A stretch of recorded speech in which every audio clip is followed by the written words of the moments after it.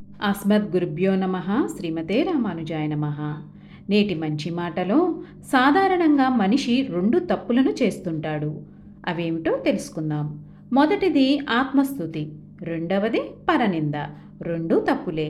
మనిషి తానెంత గొప్పవాడైనా తనను ఇతరులు పొగడాలి కానీ తనను తాను పొగుడుకోకూడదు.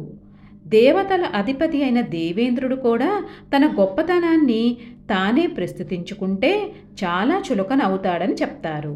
అందువలన ఎట్టి పరిస్థితుల్లోనూ మానవుడు ఆత్మస్తుతి చేసుకోకూడదు.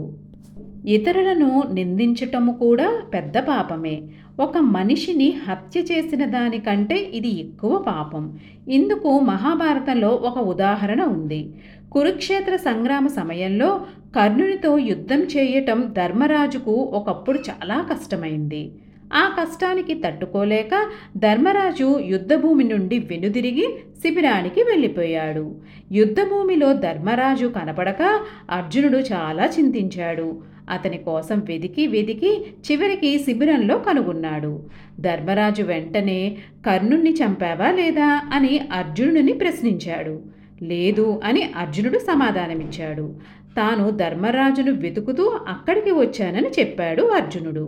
అప్పుడు కోపంతో ధర్మరాజు ఇలా అన్నాడు, కర్ణుని చంపలేకపోతే నీకు గాంధీవం ఎందుకు? దండగా దానిని ఎవరికైనా దానం చేయని అన్నాడు. ఆ మాటలు వినగానే అర్జునుడి మనస్సు గాయపడింది. అతడు శ్రీకృష్ణుని ఇలా ప్రశ్నించాడు, నా గాంధీవాన్ని త్యజించమన్న వారిని చంపుతానని నేను శపథం పట్టాను. అందువలన నేను ధర్మరాజుని చంపాలి. కానీ ఆయన నా అగ్రజుడు.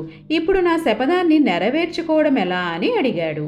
అర్జునుని ప్రశ్నకు శ్రీకృష్ణుడు ఇలా సమాధానం ఇచ్చాడు, ధర్మరాజు వంటి మహాపురుషుణ్ణి చంపాలనుకోవటమే మహాపాపం. కానీ నీ శపథాన్ని నెరవేర్చక తప్పదంటున్నావు. నీవు ధర్మరాజును ఎటువంటి కారణం లేకుండానే నిందించు. అలా నిందించటమే హత్య చేసినట్లు అని అన్నాడు. దీని నుండి ఒక వ్యక్తిని నిందించటం అతనిని హత్య చేయటం కంటే ఘోరమైన పాపమని మనకి తెలుస్తుంది. అందువలన మనల్ని మనం పొగుడుకోవటం, ఇతరులను నిందించటం మనం చేయకూడని పనులు. మన జీవితంలో ఆ రెండు తప్పులు చేయకూడదు. ఇతరుల గురించి చెడుగా మాట్లాడటం మానివేస్తే ప్రతి ఒక్కడూ నీవాడవుతాడు. శ్రీమతే రామానుజాయ నమః.